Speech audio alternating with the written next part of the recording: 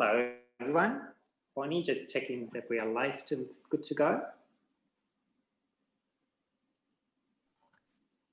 Yep, we're just about to pin you and you'll be good to go in a second.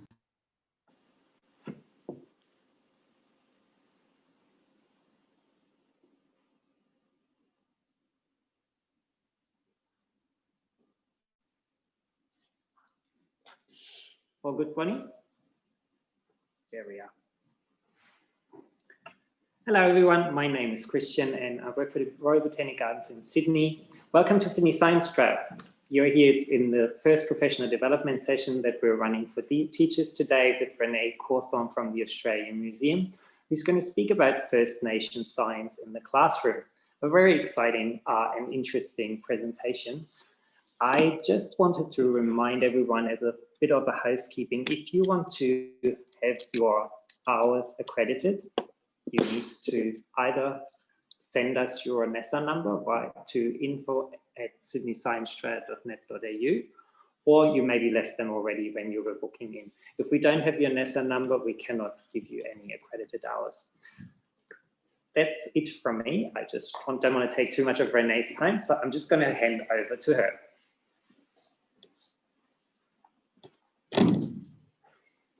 Thank you very much, Christian. Hi, everyone.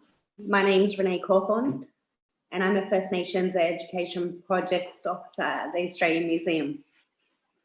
So I've got a few things that I'd like to show you today. There's just quite a lot of echo coming back. Can we just turn the volume down a bit? Sorry, guys.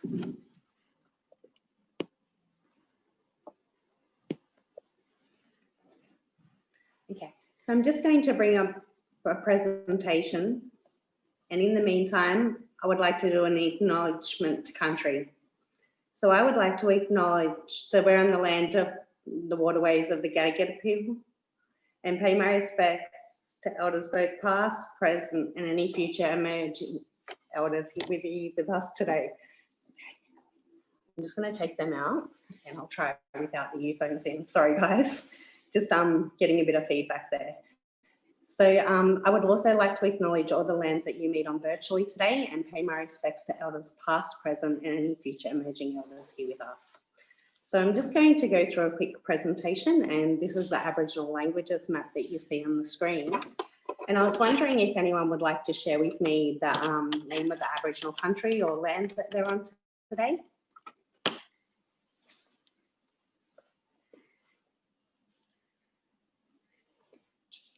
Darawal. The Darawal people, so you're just south of Sydney, yes? Gurundjeri. Gurundjeri? Yeah. Another Darawal. Another Darawal person? Darawal lands? So before colonisation, there were actually 250 different Aboriginal countries and approximately 700 dialects of language spoken throughout Australia. And today, only 23 languages of those are spoken fluently as First Nations, First Peoples languages. So it's very important that we acknowledge the Aboriginal people's lands we're on and pay respects to those who were here before us, but also to thank my elders and my ancestors for sharing their knowledge and their culture with me, that I can share this knowledge with you here today. So, next slide.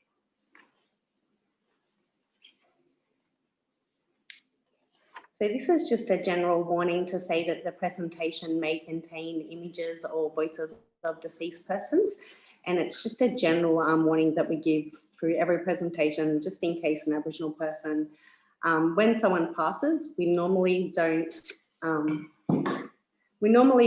use images of them, and we normally don't use their voice. So it's very important that we have this warning in place. And today I'm going to be talking to you about First Nations science. And where we're going to start is, I guess, do you want to So the first thing is, how do we incorporate Aboriginal and Torres Strait Islander perspectives in STEM? And it's very, very important that we understand First Nations people's knowledges as being distinct and separate knowledges to Western science. and also to foster pride and confidence and a sense of well-being in Aboriginal intellectual property, so that information, the cultural knowledge that's imposed in our cultural beliefs, but also in our practices. So it's important as non-First Nations people and scientists to incorporate Aboriginal and Torres Strait Islander perspectives in education programs. And the way that we go about it is that we actually look for the common links between Western and First Nations science and the Indigenous knowledges and practices. But it's also to understand, it's important to understand, but also recognise the difference between the two. So to understand that Western science is quite distinct from non-Indigenous science, and that the knowledges between them two are both relevant and they're continuous. So they're constantly evolving and changing, and they're also relevant to people today. It's important to incorporate local Indigenous knowledges and perspectives, so working with local Aboriginal community members, but also local knowledge holders, to incorporate these local perspectives and knowledges into local programs. And it's important that it's done from a local perspective because there's, as I talked about in the introduction, there are over 250 groups of Aboriginal peoples. And each one of those groups have their own practices, their own cultural practices and knowledges that are specific to that area. So it's also important to identify Indigenous role models, leaders, professionals, and to inspire students. And just on the screen there, I've got a few. So we've got Uncle Brad Moggridge, who's an environmental scientist doing some work down at ENU looking at the health of our waterways. There's also Uncle Chris Matthews. So he's an Aboriginal person who runs his own business up in Brisbane, looking at Indigenous mathematics and ways of doing maths. In the middle there, we have Chris Wilson, Dr. Chris Wilson, and he was one of the first Aboriginal archaeologists in Australia. So he's the first Aboriginal man to graduate with a PhD in archaeology. And in the top right-hand corner, we've got Carly Noonan. She's an Aboriginal astronomer, and she's now doing her PhD looking at the story of the emu in the sky. Another person that you might know or might be familiar with is the man on the $50 note. So quick question out there for anyone. Does anyone know who this man is?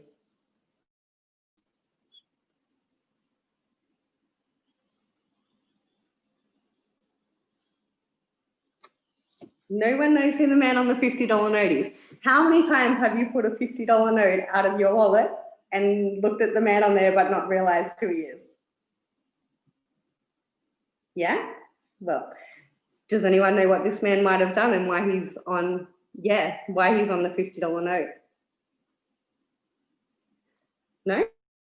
Okay, I'll give you a clue. His name's David Yunayapon, and he's an Aboriginal man from the Northern Territory, and he was the first man to patent the model of the shears.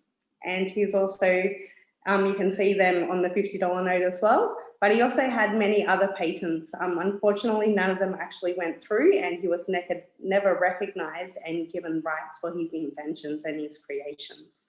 But I think it's really important that everyone has a $50 note and no one ever knows who this man is. So it might be something you can share with your students. And the next slide just talks about who the appropriate people are in your local area to contact. So the first lot of people that you could contact is your AECG, so your Aboriginal Education Consultancy Group, or you could also contact your local Aboriginal Land Council. And also Aboriginal organisations such as Indigilab, Indigitech, STEM-IM and Narrangana-Wali, which is in Reconciliation Australia. They're all Aboriginal organisations that work with First Nations scientists, but also will be able to share and put you in contact with the right people. So this is very important for teachers when they're developing lessons that incorporate Aboriginal and Torres Strait Islander perspectives. And this is a cultural matrix which was developed by Dr. Ernie Grant, and he did it, I think it was in the late 1990s. So it's quite an old model to look at, but it's still relevant today.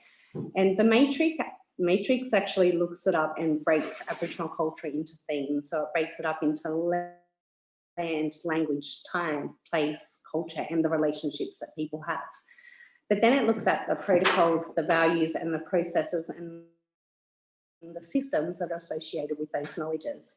And it breaks it down into those core themes. So it's really important that when you look at Aboriginal culture and our knowledges, we don't look at things as being separated. We look at everything as being interconnected, and all these systems are related. And so when you're looking at a theme within that, you can actually break it down and find the different aspects and cultural aspects and apply that knowledge in a more First Nations way rather than a Western scientific one. And this is quite important. This comes from Professor Martin Nakada and also Yunka Porter and their work out of the 8 Ways pedagogy. And what it's about is how Aboriginal people gain knowledge. And I really like the way that he's used the returning boomerang to talk about this. And so what we're talking about at the cultural interface is that when you're first starting out, just like when you're a child, you have a little bit of knowledge, but as you grow and you gain more skills, your knowledge becomes deeper and much greater.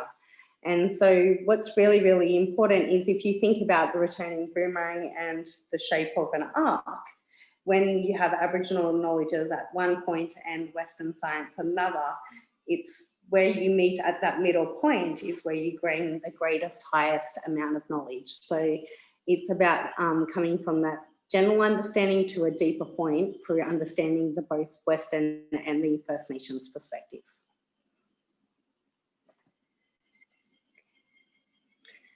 And so now I'm going to talk about some of those knowledges, and this is a little bit to do with Aboriginal astronomy, and these are Aboriginal star maps and songlines that research that was done, I think it was by Dwayne Hamisher, and he was working with mobs up in Queensland, and they were looking at the different routes that Aboriginal people would travel, but also the routes that white people would travel that were taken by Aboriginal guides.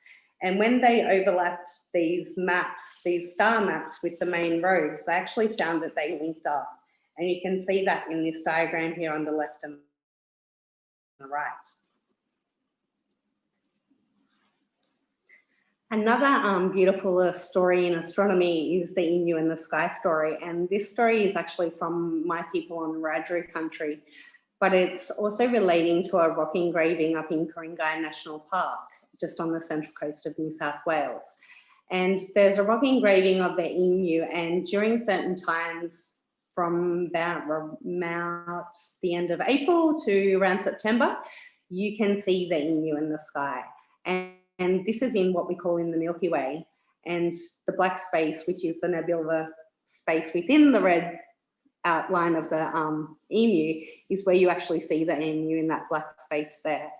But what it actually means is when the rock lines up with stars and you can see that emu, and the emu can either be in a running position or it can be in a sitting position.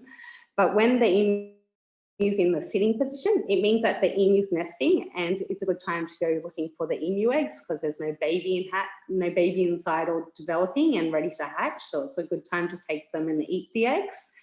And when the emu's running, it actually means that it's time for them to mate. So you can actually look at the stars and look at the different information within them that will tell you about seasonality, but also about mating of animals. And this is a bit to do with the emu in the sky story, and I think this is quite cool. I don't know if you can see what I've got on screen here, but this is actually an hollowed tube, like the one that you see on the bottom of the screen. And it's just a hollowed log. And when you hit one side of it,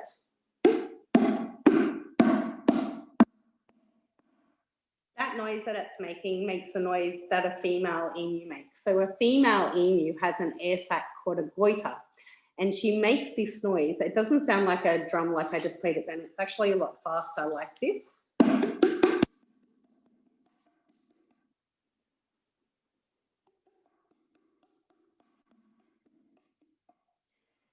And that noise is used to attract the male.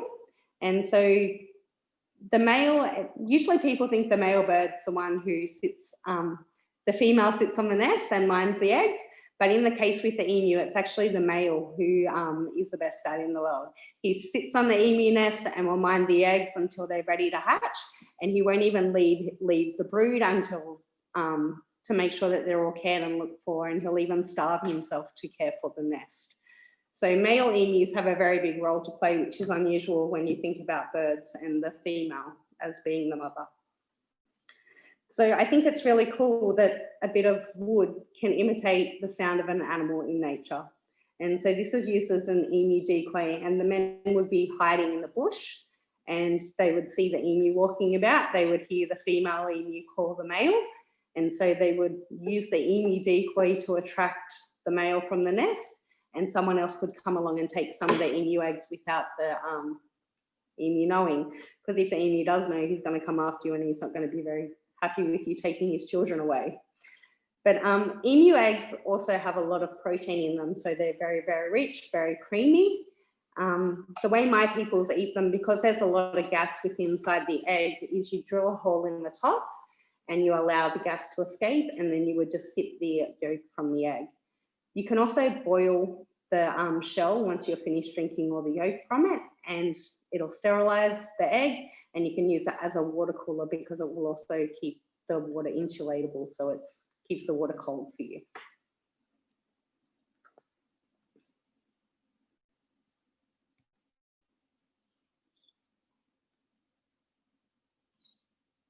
I'm just trying to change the slide. Sorry, guys.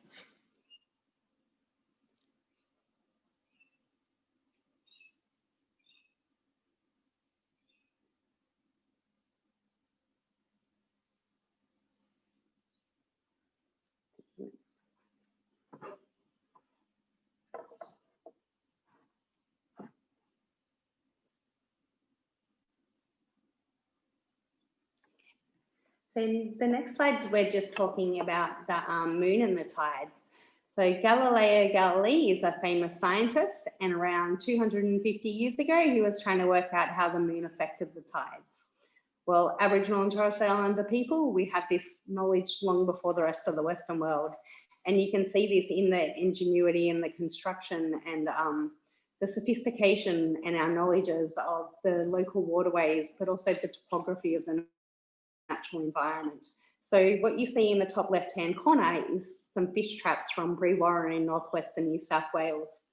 And these fish traps are said to be around 40,000 years old. So if you think about the age of them, they're actually a lot older than the pyramids. And the structures that you see on the right are also from Brewarrina, but these are actually a recent photograph taken of them. There's been some recent eel traps found in Budjambim, which is a site down in Victoria, and these were uncovered with the recent bushfires. And what they found there is a really sophisticated farming practice of creating these fish traps. So they use the volcanic molten rock, and they've maneuvered the water from one side of the mountain round to the other to harvest these eels. And they think these fish traps are around 6,000 to 7,000 years old. So they've only just started doing some research on them because they've only recently been covered. And I've got a Ngawi on here, which is the Sydney Aboriginal language word for canoe. And this particular one is a tide bark canoe. And the reason I put Ngawis on here, because I think it's really important the way that Aboriginal people build and make our objects. And if you think about a shield or a Coolamon or a Ngawi, they're all the same kind of shape and they're made in the same way. So they're made by removing the bark from the outside of the tree, and removing the bark from the outside of the tree leaves a scar on the outside, but it means the rest of the tree can still grow. So you're not damaging the inside of the xylem and the phloem and all those internal structures. But what's really important about making these objects is you have to know what types of wood to use and how to make them. So when people would make things like a Ngawi, they would need to know that the water's not going to, the wood's not too heavy and they will be able to float in the water. But they also needed to understand displacement. So how much heavy the wood is and how much buoyancy it will need to be able to float. There's also another thing that we use when we're fishing, and it's called refraction. So we have to think about the way that light moves through the air is not the same way that light moves through water. And so when a fish is traveling upstream, you need to be able to think of what direction that fish is moving within the way the light is moving within the waterways, which is totally different. So Aboriginal people had a lot of scientific knowledge, and a lot of that is contained within our practices, but also the way that we use things, but the stories that we tell about these objects.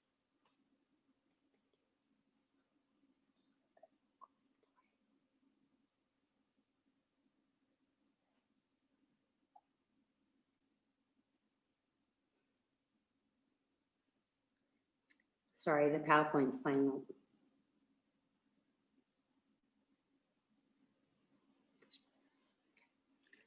And so on this slide here, I'm just going to talk about some of the plants that are used for different purposes.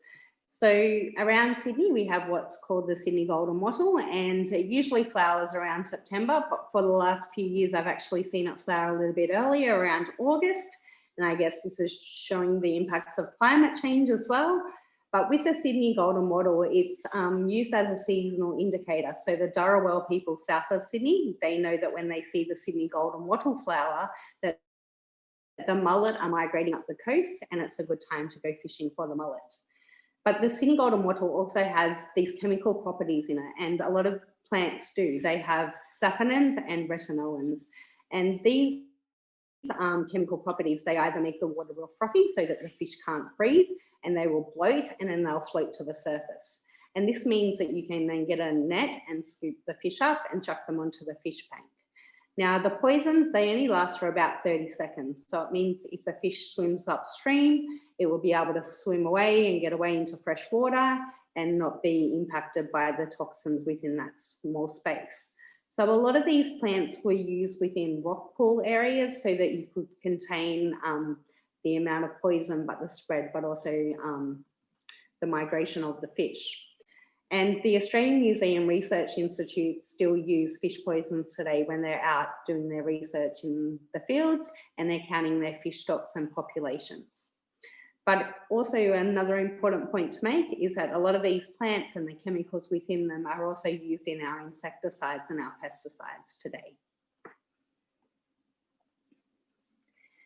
I find this story really quite cool. So this relates to the returning boomerang. So the one that looks a bit like a top of a house, I guess, if you want to say it like that. And it's got aerodynamics. So a lot of you will know, just like a race car or like an aeroplane, how aerodynamics works. And are we able to just show on the camera, just so I can... So while we've got the screen here, I'll just quickly show you, and you can see that on this side of the boomerang that it's nice and flat, but on the top it's got a bit of a curve to it. And so the way that they throw the boomerang is they aim it at a 45-degree angle and you'll throw it up in the air and it will spin and rotate. And as it spins and rotates, it makes a noise, and that noise will scare the birds from the trees or the ducks from the waterways, and then you would cast out a big net to catch them. If you do hit a bird with your boomerang, it's not going to come back to you. It's not Kentucky. It doesn't bring your food to your door. You have to go to the bush and find it. So returning boomerangs are very, very useful. They've got brilliant aerodynamics, and what I was referring to on the slideshow was they recently modelled a drone that went up to Mars, and it was in the shape of the boomerang. So the shape of the aerodynamics is really quite important. And I think the helicopter propeller was painted from our returning boomerang as well.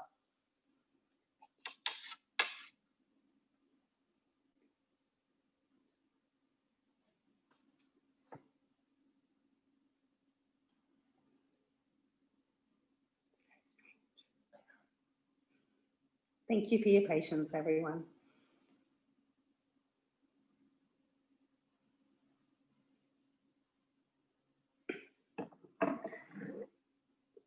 And the next thing that I'm going to talk about is a woomera. And what you see on the screen is someone in the park playing with their dog, and they've got these things that they throw, and then the dog goes and chases after the ball. And basically what that's doing is, I think that's a bit of a knockoff from our original Woomeras. So what our Woomeras are is a spear thrower. And on this nodule here is where you would attach, so if my arm was a spear, you would attach your spear there and you would hold it like that, and then you just throw straight ahead. Now, Woomeras are classed as a third class lever. So they can increase your distance and the amount of speed by at least 3 times. And they're saying that when you use a Woomera as well, it also reduces the amount of weight when you're adding the spear on there. So normally a spear itself would be around, 1 to 2 kilos, but when it's placed on the Woomera, it actually takes that weight by at least 800 grams. So it's reducing a lot of that weight and also helping you throw further. But it's not going to help your accuracy because you've got to think about wind speed and wind direction as well.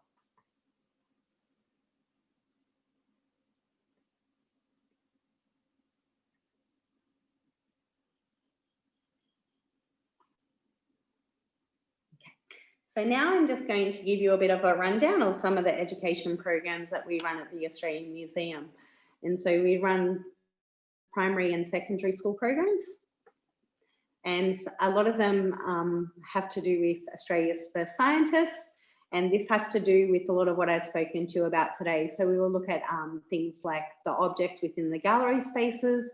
Students will be given a quick tour, and then they'll be given a worksheet where they can actually go through, find some of the objects, describe how it's made, what it might be used for, but then also we have a group discussion at the end and we discuss some of the uses and purposes of these tools.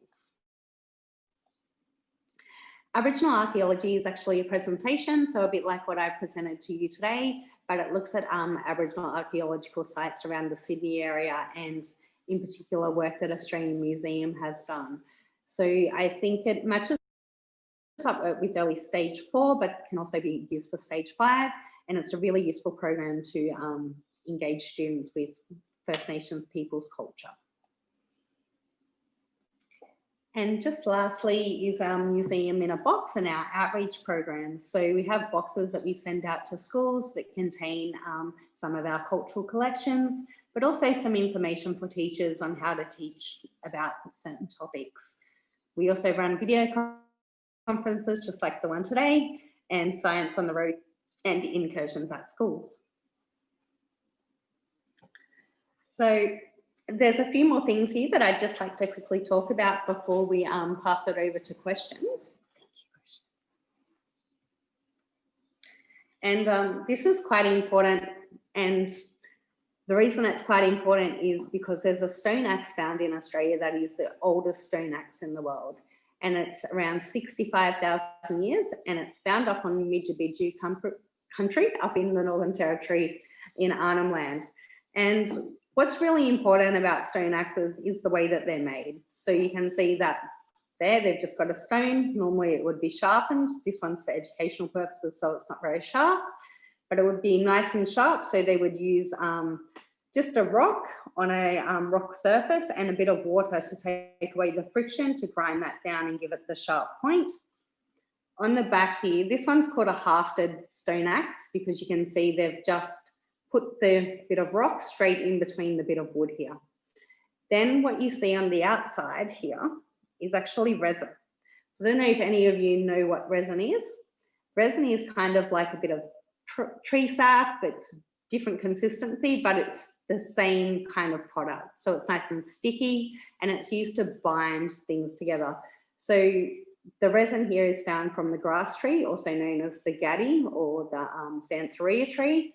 And at the bottom of that tree, you'll find these really gooey substances, and it's really quite hard. You actually have to melt it down for it to become malleable, and then it becomes like a glue. So once it's stuck as an adhesive, it won't move forever. You can see here that this, what actually looks like rope, is actually not rope, it's a kangaroo sinew. And kangaroo sinews are really, really strong. And so we would use this as rope to fix and bind our tools and weapons together as well. So stone axes, you can see that there's a lot of technology just involved in making just a stone axe. and then to mention the cultural uses of it, of the way of removing the bark from the tree to make out other objects. So I have a few things on the table. If you see anything that you would like me to talk about, please let me know. But I have some time now to go through some questions if any of you have any questions.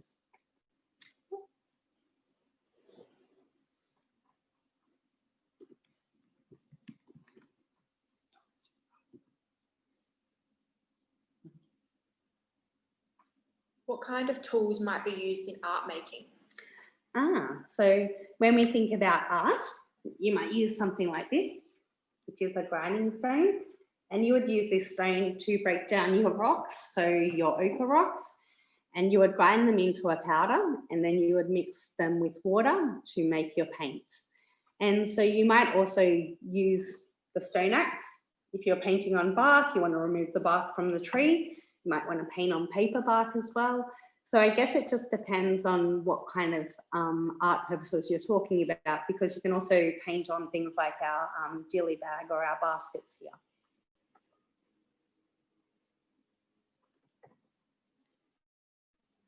Where would I find more information on the chemistry of natural glues, resins and toxins used and removed by First People in Australia? So my advice would be to contact your local Aboriginal elders within the community that you live in, and they would know the appropriate knowledge holder. So every area, there'll be different resources because of the different types of environment that people live in. But it's also important that you're getting the right knowledge from the right people. So my first contact would be the AECG or the local Aboriginal Land Council.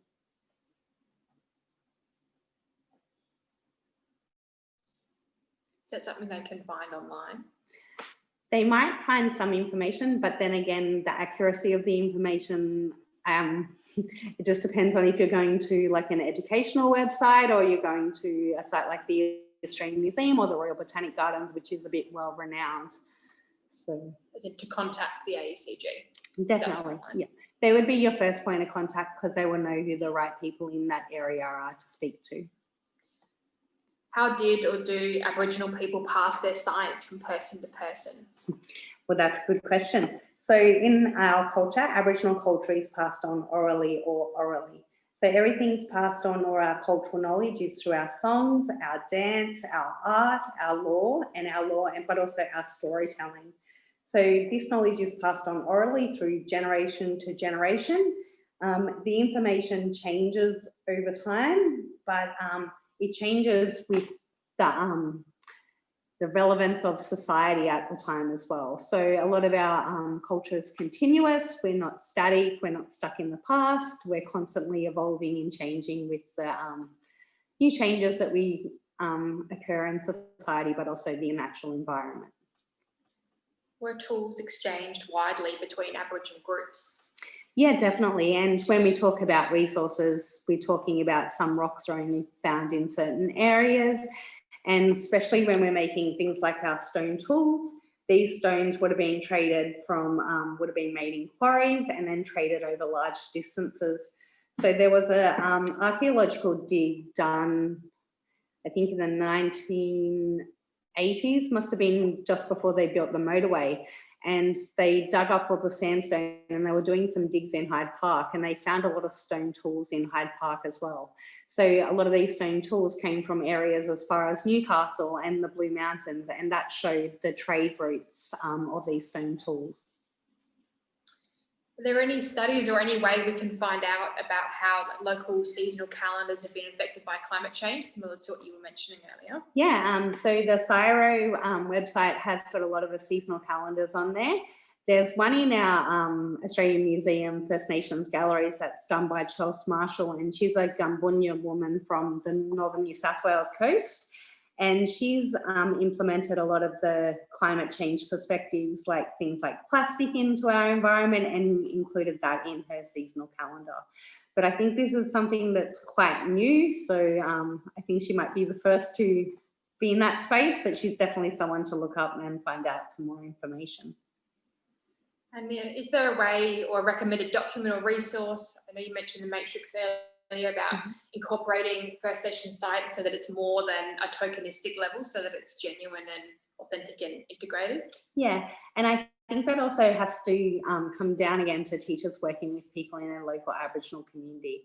So it's about getting to know those elders, then they will build those relationships and they'll want to share more with you. So I think it's also important to keep that information local in context so that students can relate to it in their everyday environment and interactions. The stage six investigating science syllabus requires students to investigate the practices of Aboriginal people, like leaching of toxins and bush tucker, etc. Do you have any suggestions as to where students can source this? The Royal Botanic Gardens, most definitely. They do a year 11 and 12 biota program, which has First Nation science in it, and they actually look at the bunya nut and the releasing of the toxins from that. And the black bean as well is another one, yes, of course. You mentioned the golden wattle being important for Darawal seasons. Do you know if there's a seasonal calendar for the Darkinjung people? I'm not sure if there's one for the Darkinjung people on the Central Coast, but there is one definitely there's a Darawal seasonal calendar. Maybe contact there's a medical and health women's centre up on Darkinjung country, and they might be the best people to contact. How did First Nations people live interdependently with native bees? With native bees? Well, native bees were very, very important for us, and the way that they produce their stingless bees, so they don't hurt you for a start, but they also produce quite a lot of honey, and their honey is very, very rich, and their relationship with Aboriginal people would be different depending on the area that you live in. So for me, I have come from south of New South Wales. So I actually come from close to the border near Albury, and I'm a freshwater person. So bees in my community they're obviously important, but they weren't a major part of our totemic relationships, whereas other parts of Australia might have a more stronger relationship with those insects and those type of environments. Since students are not allowed to travel for excursions at present, is it possible to undertake this excursion virtually? Yes, definitely. So I definitely recommend the Australian Museum offers video conferencing, and the Royal Botanic Gardens also offer the same kind of programs. But these two institutions, they offer great incursions as well for educators to come on site. So that might be an opportunity. And the Sydney Science Trail is, a new annual event, and it's a great opportunity for teachers to get more involved. There's plenty of scientists and plenty of First Nations events in this year's calendar. Got a question about using mathematics. Do you have any suggestion of resources how they could incorporate Indigenous perspectives in maths into it? Yes, so Dr. Chris Matthews, he's the expert in that area, and I definitely recommend, if you're interested in incorporating it into the maths lessons, to contact him. Like I said, he runs his own business, but he looks at Indigenous ways of doing maths. So the way that we would count in our traditional ways, the way that we would add things up, how we would tell time, that kind of thing. So he's definitely the person to speak to. I'm not an expert in that area, but yes, he's the one. Does anyone have any more questions or anything that I didn't cover that they would like me to share? Was there any importance known use of the various native fungi? Yes, so I'm just trying to think of his name. There's some research being done at Sydney Uni, and he's a La Perouse man. Once his name comes to me, I'll let you know who he is. But he's doing some research on the connection between plants and fungi. And Annie-Fran Bodkin, she's also a botanist up at the Royal Botanic Gardens at Mount Annan. She's done a lot of research through Western Sydney Uni on the relationships between fungi, but also the importance of them. And she's also done a lot on the eucalypt tree as well. So I recommend looking up those people. Shane Ingray is the man that I was thinking of, and he is the one that's doing the research on the fungi at Sydney Uni. So I recommend looking those two people up, and they'll be able to provide you with more in-depth and more sophisticated information. Just have someone who's asked if you could say the names of the famous Indigenous Australians from the slideshow that you had. They just want to make sure they can write them down. Yeah, no worries. I'll just go back. So I think it was Carly Noonan, Dr. Chris Matthews, there was Brad Moggridge, Just trying to think who else I had on there, sorry. Yeah, and we can also put that up online for you later so that you'll know who to contact. Yeah, and Dr. Chris Wilson was the other one.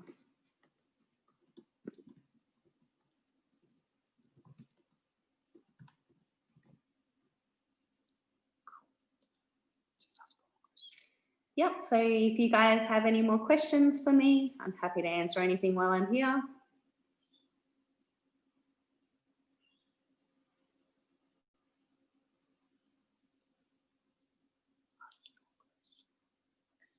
How can we access the museum in a box? Yeah, so I would just contact the Australian Museum is currently closed to the public at the moment, but our bookings office is still open. So you can contact us through the website and someone will arrange for a box to be sent out to your school probably early next term. So they go out during term loans. So you have them for around 4 to 6 weeks. I think it's minimal cost to schools to have these boxes, which also means that the box can be used across several different classes and stage groups within the one school.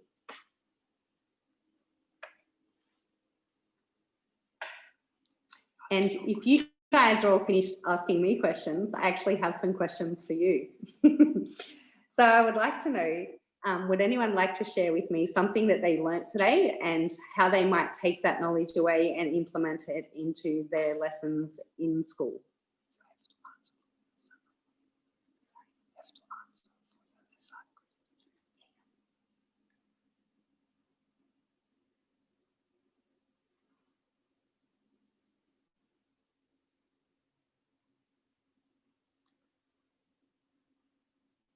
Learned about the native bush poisons of fish gathering. Mhm.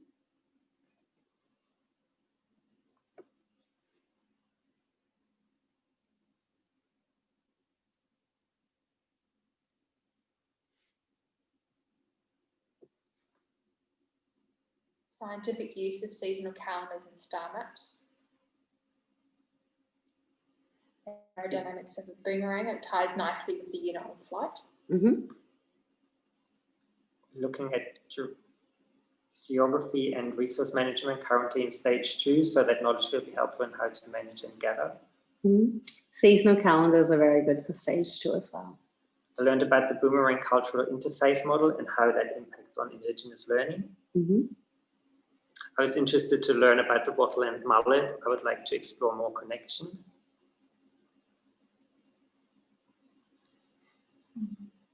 Just some ideas to get started on incorporating Indigenous perspectives. The So- idea that Aboriginal science is distinct and valuable. Yeah. So some ideas might be to go out, take the kids outside, look what's in your local environment. So start getting familiar with the local plants, the local animals, and how they all interact with each other.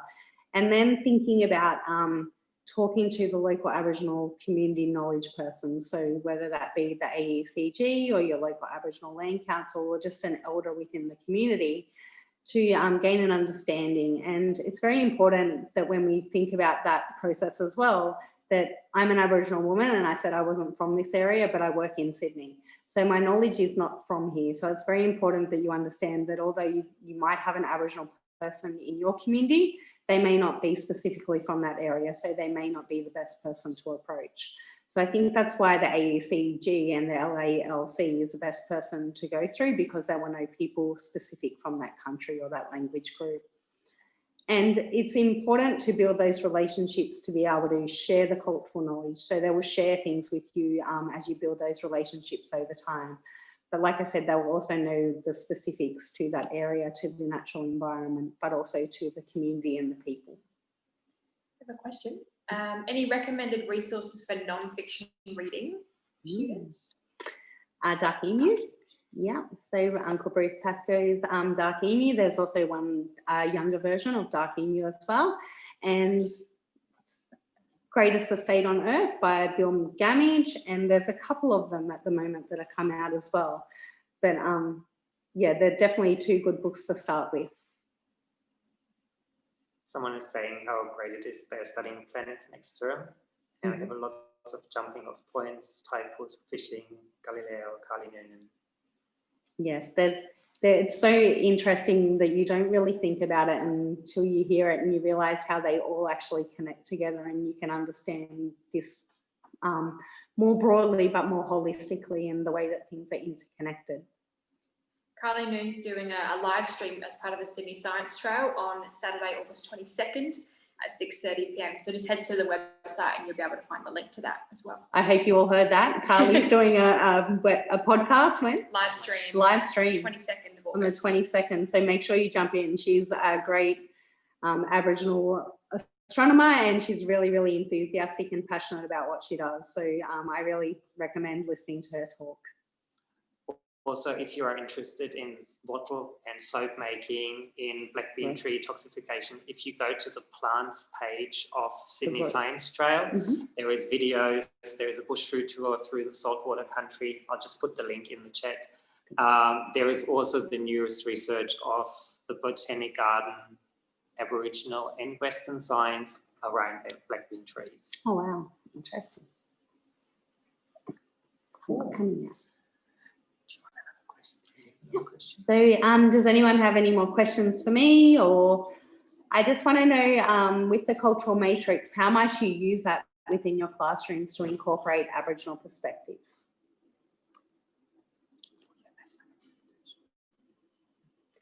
And this is mainly for the NESA accreditation. So those of you who don't want to put your hand up, that's okay. That's mainly so that those of you have registered through NESA that we can actually record who you are and make sure that you've participated.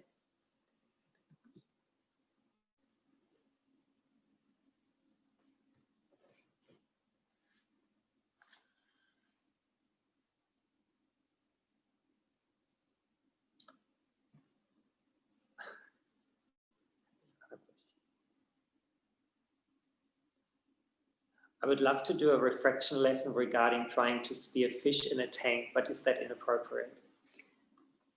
I don't think it's inappropriate. It's not just a First Nations cultural practice. It's done by many First Nations people around the world, and it's something that's a contemporary practice of fishing. So I don't think it's inappropriate, and I think it would be great to really show the way that that process works, the way that the light moves through the water. So if you can somehow work that into your experiment, I think that's a great opportunity to teach the kids about buoyancy, but also about water refraction and the way light moves.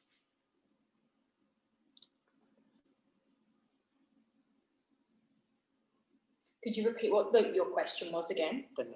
Yeah, so I just wanted to know how you might incorporate the cultural matrix, how you might use it in incorporating the Aboriginal perspectives into your lessons. Seems that it's quite new to a lot of people. Okay. Some people are saying that they're using the 8 ways. Yeah, so the 8 ways is another great way, which kind of relates to the way our storytelling, the way we break it down, and the way we connect it to our community, but also to country. But I think this cultural matrix brings out more of the protocols and the procedures that are around that. So more of the community ways of doing things.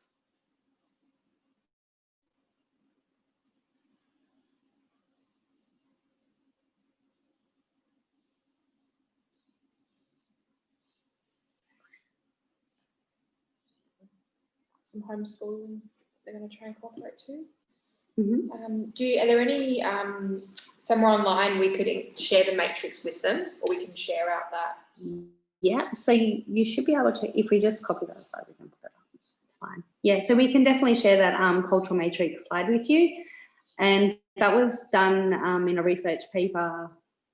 I think it was called the Cultural Matrix. I can actually put the paper up online as well for you guys so that you can have access to it.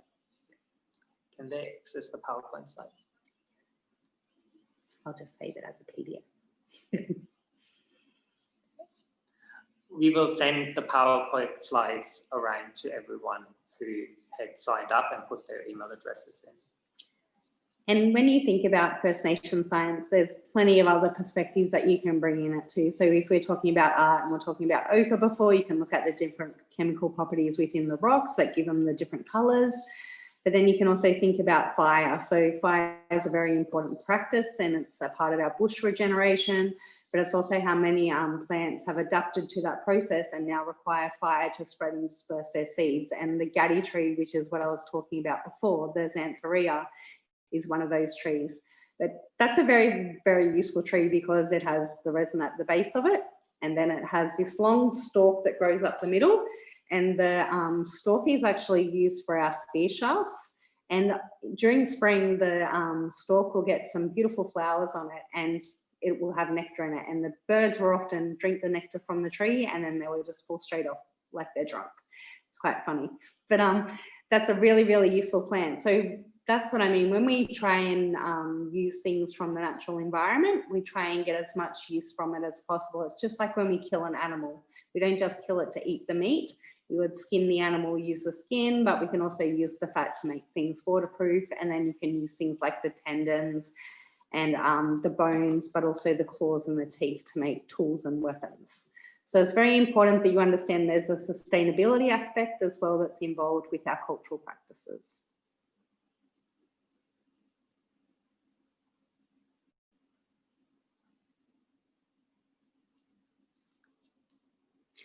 I think if you guys have got any more questions for me, I'm happy to answer them. Otherwise, I'm happy for you guys to leave the session. It's up to you. But please don't leave, because Corey Tart, who runs Deadly Science and was also OAM, so he got the Order of Australia Medal for his work with Deadly Science. He's a great aspiration for our peoples, and he's been working endlessly and tirelessly to promote Indigenous science, but also to make it accessible for people in regional and remote communities.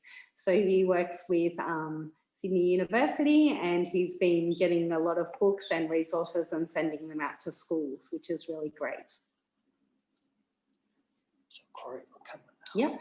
So Corey will be on in about 5 to 10 minutes. Oh, he's going to come on now. That's so good. So he's all ready to go. So if you don't have any more questions, I'm happy to leave it here. I'll put the post on the website for you guys. And if you want to also send us through your NESA number so we can make sure that you're accredited. And I'll still be around to answer questions in the next 5 to 10 minutes on chat. And over to Tori. I'll just hand you guys over. Thank you. There's Corey.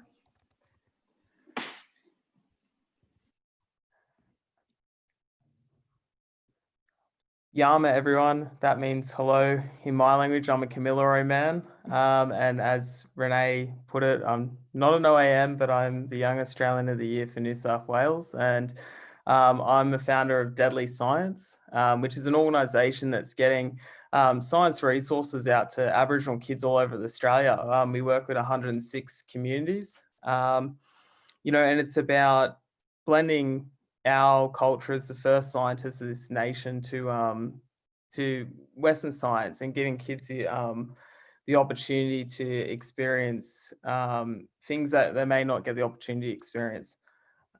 So what I'm going to do is I'm going to share my screen now, and I'm going to play you a slide of that sort. Sorry. So welcome to Deadly Science. So as you may know, deadly does not mean you're going to die. It is slang in our culture, and we something we share with the Irish, and it means something that's cool or awesome. So when I started Deadly Science, I was working with the AIM mentoring group, and I'd been an Indigenous kid that had grown up, and I was just fascinated with reptiles and animals, and I was kind of I just wanted to be a zookeeper, and then I ended up doing it, but I never really got to meet. As I progressed through my career, I got different jobs in STEM, and I worked in labs, and I never really met any other Indigenous people that work in these spaces, but it never really made sense to me because we were the first scientists. You've just heard Renee do a wonderful presentation about how we were the first astronomers, we're the first forensic scientists. So if you ever went missing in the bush back in the day, and still to this day, the first person they go to look for you is the Aboriginal trackers.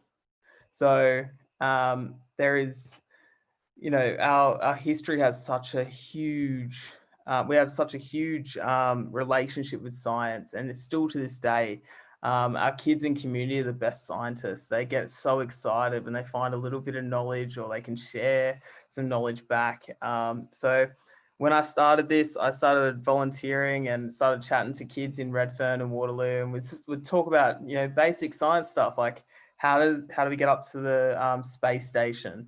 How do we get food up there? How do we get oxygen up there? Well, how did our people grow food? You know, how did our people use the stars to predict the weather? And, you know, the notion is you can't be what you can't see. As this, a little bit about me, I'm a Kamilaroi man, as I said. I'm actually 28 years old now. My birthday was last month, so I haven't updated this for you. I'm very sorry. And I've worked extensively in the animal industry since 2008. And I started off as a zookeeper. And as a little boy, I was, again, someone that was always picking up snakes and lizards, and was really excited about animals around me. And I was probably a bit too smart for my own good. And I was a bit of a rat bag, but I wanted to be a zookeeper. And I remember the deputy sort of principal career advisor said to me that kids like you don't become zookeepers. So I showed him, and I left school early, and I went to Roo Gully Wildlife Sanctuary, and I worked out there in Western Australia. So I went all the way from Ewan country down in the south coast to Western Australia. And I had a bit of an interesting career. I became a zookeeper, I did it. And then I ended up shearing alpacas for a few years, and then I became an animal technician, and now I'm a research assistant at the Matilda Centre at the University of Sydney. Again, working in a different form of science, but I love it. I wouldn't change a thing. You know, Deadly Science was self-funded. We've been providing STEM mentoring sessions and resources to Aboriginal and Torres Strait Islander kids across the country. Often we push Aboriginal kids towards art and sport, but I'm changing that. I want to change the narrative. I want kids out there to look up to scientists and chase science, because science is all around us. If you've asked why the sky is blue or the grass is green, they are science questions. And science is, you know, it's a form of hope. If you look at the COVID stuff at the moment, the reason why we're all online and using Zoom, you know, we are looking to science for hope. And, you know, Aboriginal people for 65,000 years plus have answered questions and used science to not just live on the land, but manage it and care for country. So again, why I started sending books. Well, why would anyone do something so crazy than to pack up every book they owned and send them out to schools all over Australia to people you've never met? The answer is that when I started inquiring about these remote schools, I just found out how under-resourced our schools were. And I didn't want kids to grow up not being able to look through telescopes and not look at the stars. You know, when I say science is hope, you know, we all deserve the opportunity to open a book and find a passion or look at the stars. And if we don't have those opportunities as kids, then we don't get to understand, you know, what our passions are and what we want to do. So a lot of what I send is culturally appropriate. It links back into what the old people used to do. Whether you're looking at the stars and you're tying into the old stories about stars, or looking at weather systems, or, you know, and, you know, if you're opening up a book of lizards and the lizards in your neighborhood, and you can find out, and you can learn to read, and you can find a passion. So I'm very stubborn, which you'll get to know about me. And when I started this, that one school that I sent books to that had 15 books in their whole school turned into 3 schools, turned into 4 schools, turned into 40 schools, and now turned over 100. And instead of doing it the proper way and starting a not-for-profit and doing a GoFundMe, it took me a while to get my head around that. So I started working 2 jobs. I started working as an animal technician, my 38 hours a week at the University of Sydney. And then I started working at a pet hotel, and I started saving up money and buying more books. And to date, I've sent quite a few. I've sent 12,000 books and 500 telescopes, and I wouldn't change a thing for the world, because you know, it's probably been the best thing that's ever happened to me, Deadly Science. We do Skype sessions, and I think last Friday I broke the world record for most remote school Skype sessions. I did 8 in almost one day. So it was like a day and a half of just Skype sessions constantly. And, you know, you'd be tired after that talking to hundreds of kids across the country about weird and wacky animals and electrodes and our science. But you know what? I loved it. It's my bread and butter. Seeing these kids interact and ask questions, and you know what? There's no shame in asking a question. There's no such thing as a dumb question, and we get to bond even though we're states apart. Yeah, so we've started this other portal in 2020, which is it's being built at the moment, but we've been doing it via videos, pre-recorded videos, where kids in different communities are teaching other kids about science. So how's honey made, for example? How do bees work? How does a blue-tongued lizard have a partial eye that allows it to see in color? Or why does it have a blue tongue, which is venomous in the animal kingdom, is the ultimate creature of bluff? You know, we have all these different lessons. And it's just kids being kids, sharing knowledge, getting pumped about science. We also provide experiments to remote teachers. And this is a really funny story, this one. You can see this is Dareton Remote Community School down in Mildura on the border here. And I said to them, I'm like, hey, fellas, we're not getting much rain at the moment. Here's some here's some materials, solve it. And they built a huge sort of pipe going from the city where there's lots of water to the bush.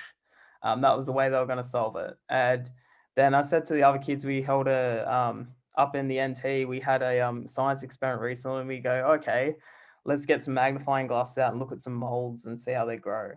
You know, and this is the stuff that kids love doing, and it engages kids. And to date, we've increased in these remote schools STEM engagement by 25%, if not more, because these kids are able to see themselves as scientists because they're doing science, right? So no longer is the form of science for these kids as a guy in a white lab coat in a lab being really, really smart. These kids are actually able to do it. So they actually get more enjoyment out of it. To date, I mentioned we've sent 12,000 books to First Nation kids all over Australia, and all the way up from the Torres Strait to even down in Tasmania. You know, and recently with the kids in the block in Melbourne, we were able to provide 250 books to the kids stuck in the Housing Commission towers.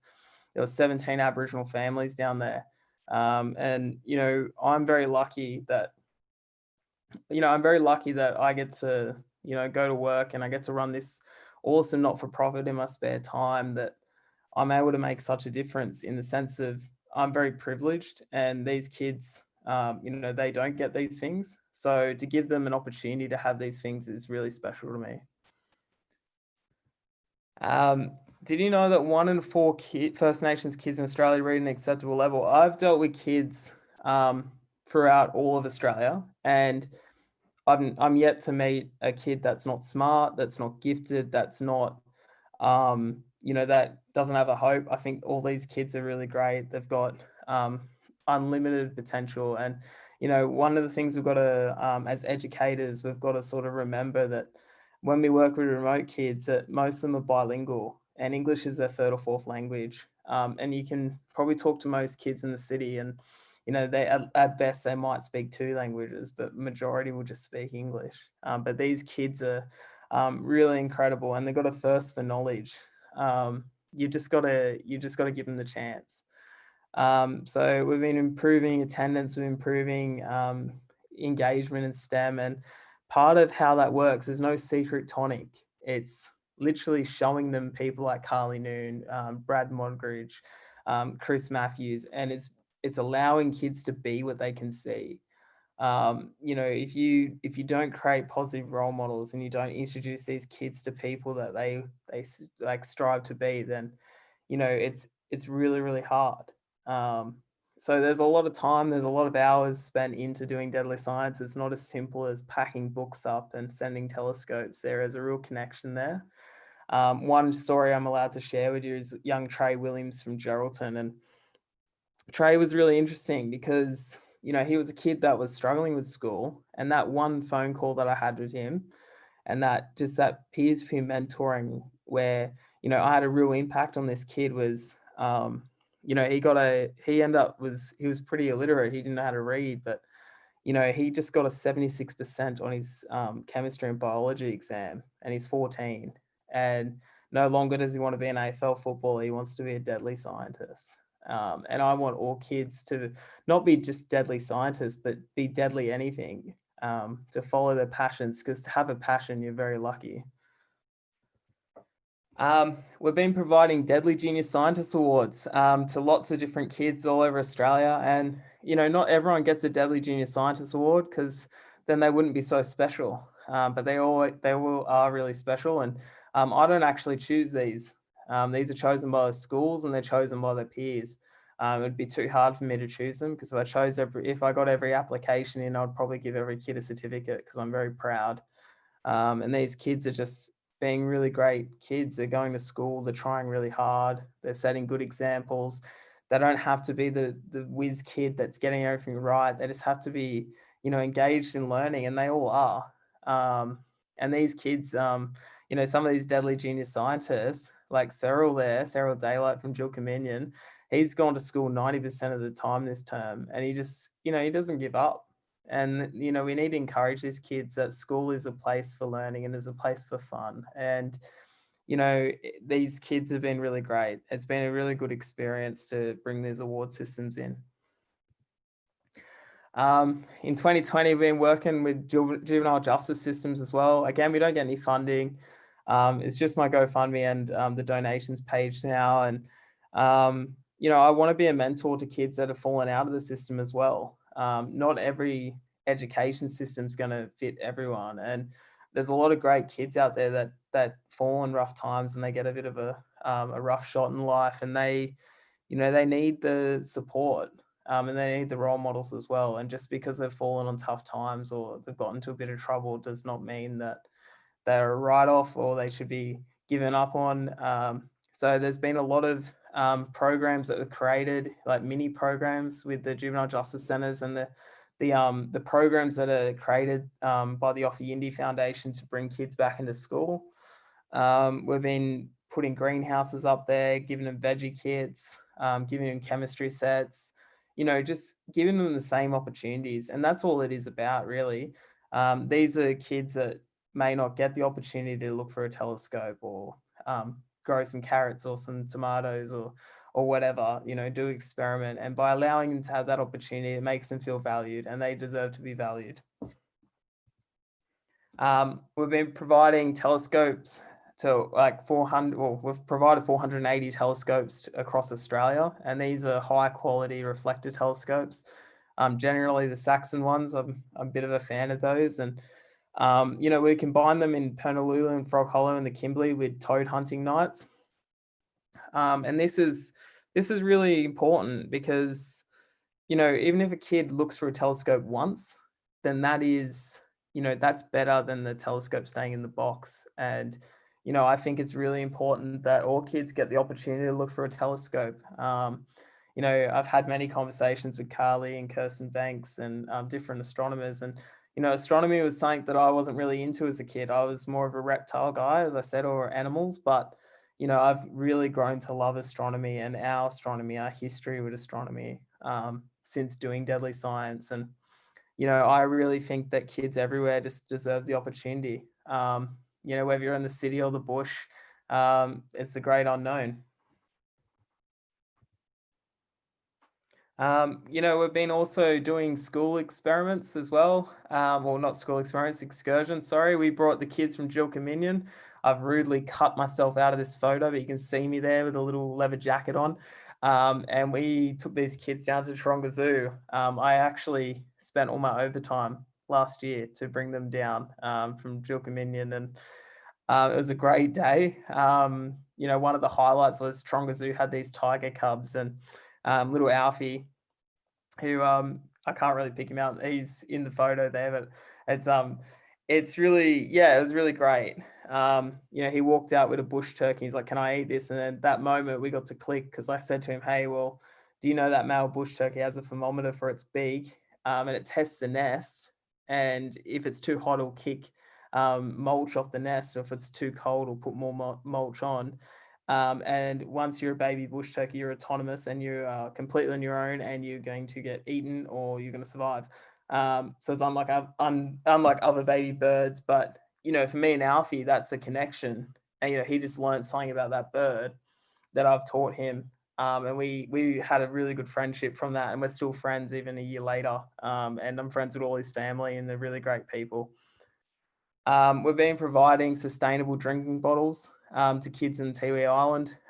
You know, there's a real problem in these remote communities that kids didn't have their own drink bottle. So one of the things that Deadly Science tried to do was trying to give kids a metal drinking bottle that kept water cool, and they were able to have their own, and they were able to put their own name on it. And, you know, it was a really great experience. We've put 500 of these out in community now, and, you know, it's something that's personal to every student, and then they get to enjoy it.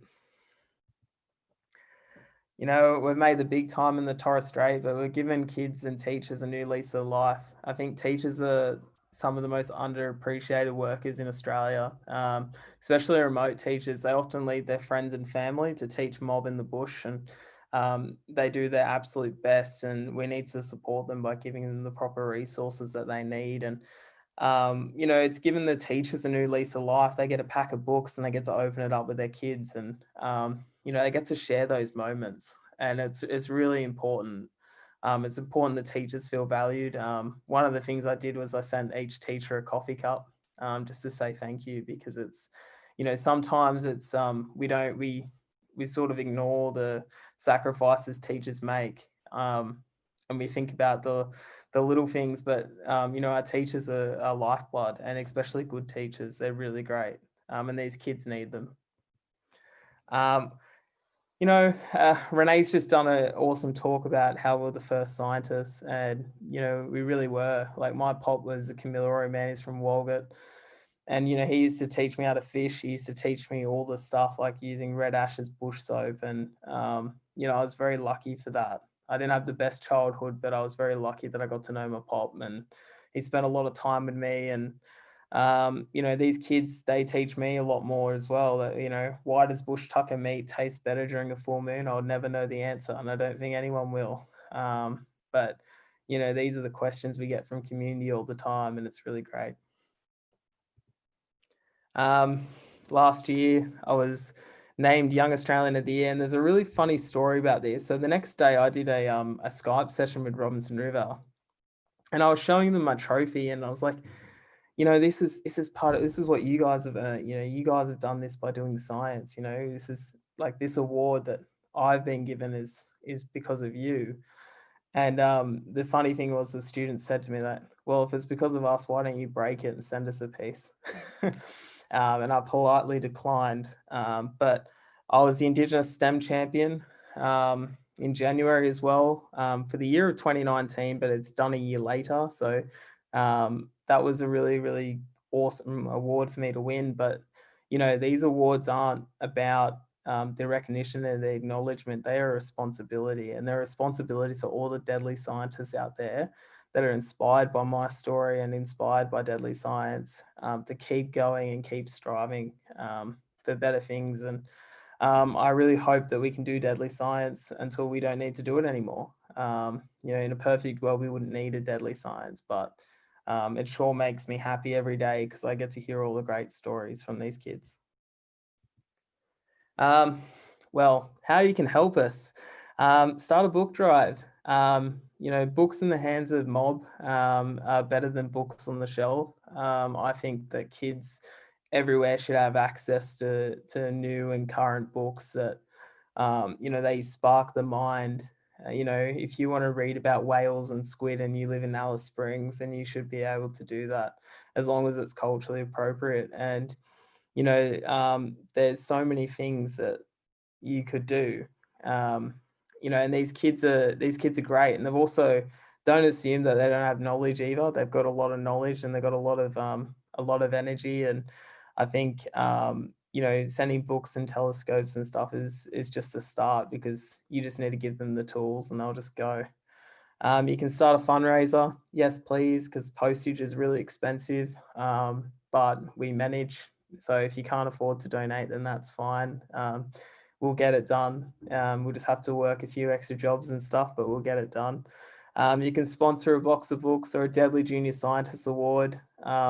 It's just to make sure that more books get out there to kids and schools as well, and teachers. We just want to get as much. And the last thing you can do is share our story and follow us on social media. And anything you can do to help, then I'm really appreciative and grateful. And I'll just leave it there. Any questions? And I'll get out of this.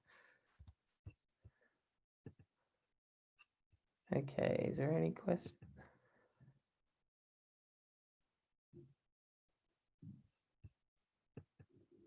Any questions?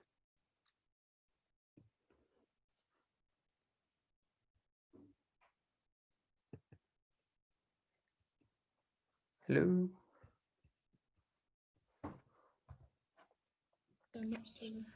Hey, Corey, there's a question. Would you say biology is a key interest in the science? Oh yeah, biology, is something that, biology for us is caring for country. Whether you've got ecology, like dealing with wildlife, or dealing with cool burns, with bushfires, and it's something that's definitely part of our communities and culture, and the kids love it. Sometimes you talk to the kids about different animals where they're found, and they'll talk even more than I do. They love it. Sam is asking, what books are really great to teach kids about Aboriginal science? Oh, there's heaps. So there's we've got Australia's First Naturalist by Lynette Russell and Penny Olsen, which is a really great book. It's about the early intervention for zoology with Aboriginal people. As Dark Emu, as Renee mentioned in the last presentation.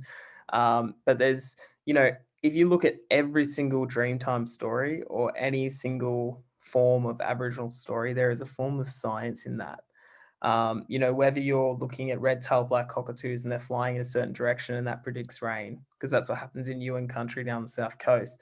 There is stories of science throughout culture. So again, contact your local Aboriginal Lands Council, get an elder out, hear some stories, and you can sort of tee the dots. Would you know of any resources that link bush medicine and science?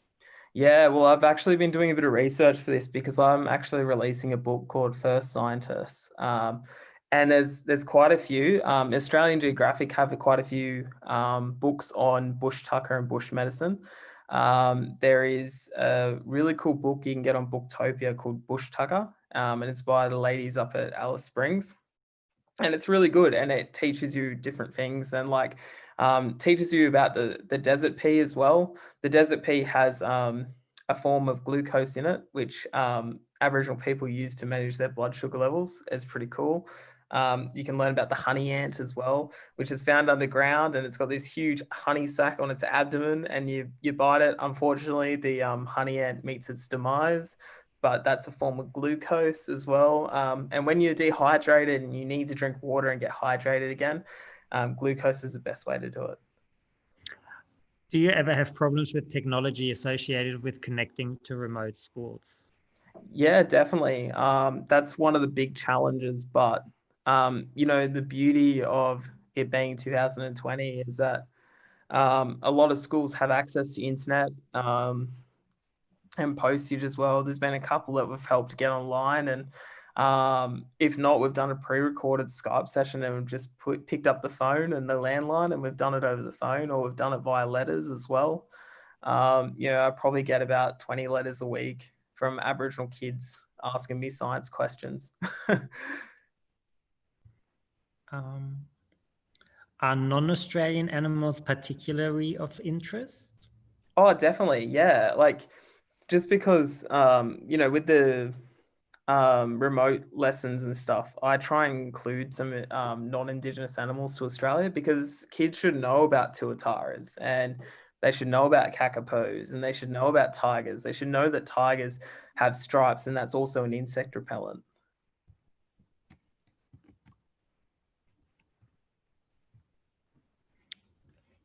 Amazing. You can ask me absolutely anything. You've got me. Any more questions? Don't leave me hanging. Any more questions, and just put them in the chat.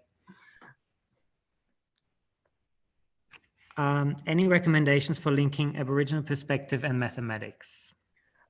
There is Chris Matthews has got the Dr. Chris Matthews as well has got the Aboriginal Mathematics Association, which I would recommend hitting up. But there is many different things you can do. You know, if you look at in quite a few of those books, Aboriginal people would have had to use mathematics to make irrigation systems and use agriculture and do coal burning as well. With the coal burning, you know, it was something that was calculated. So there would have been some mathematics in there with the seasons and also picking temperatures and all that. So there's heaps of stuff out there, but I would recommend hitting up Chris Matthews. Do you only work with primary age children or also with secondary?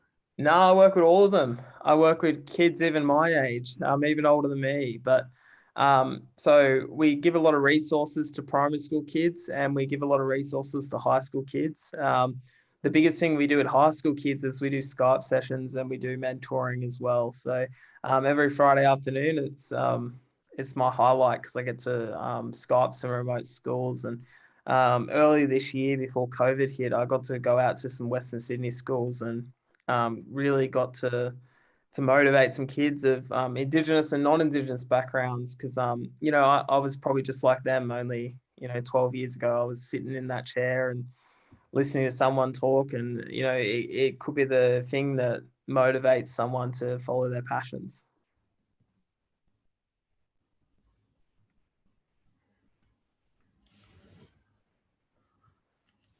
Thank you so much, Corey, for your presentation and answering all those questions. It was so interesting. I think everyone took a lot away from yours and Renee's presentation today. Someone was asking how they can contact you. I guess that's through your website. Yeah, through the website, through Facebook or Twitter or Instagram. If I don't reply to you straight away, I'm really sorry. This week is really hectic, but I will get back to you eventually. And you know, the biggest thing that everyone should take away from this is that, you know, science is hope. Remember that. And education is freedom. So if we really want to see change and we want to see more Indigenous and First Nations perspectives in science, we've got to start encouraging kids to get into science and allow them to have the resources to explore their minds. And I think kids are the best scientists because they always ask the best questions. Thanks so much, Corey. True words have been spoken. That is really great. Just for everyone who's still in here, Sydney Science Trail is still going until the 15th of September. We've got amazing live panels coming up on tomorrow around Australian fires, including First Nation approach from Rachel Kavanagh, who is a fire management, fire and land management worker. So tune in for that tomorrow, 11 o'clock, or check it out on Sydney Science Trail as a recorded version. Check out the page on Dart. Thanks so much for coming. Thanks again to Corey and to Renee for their presentations and to the Department of Education for supporting us. Have a great Monday evening. Thanks, everyone. Take care. Bye. Bye.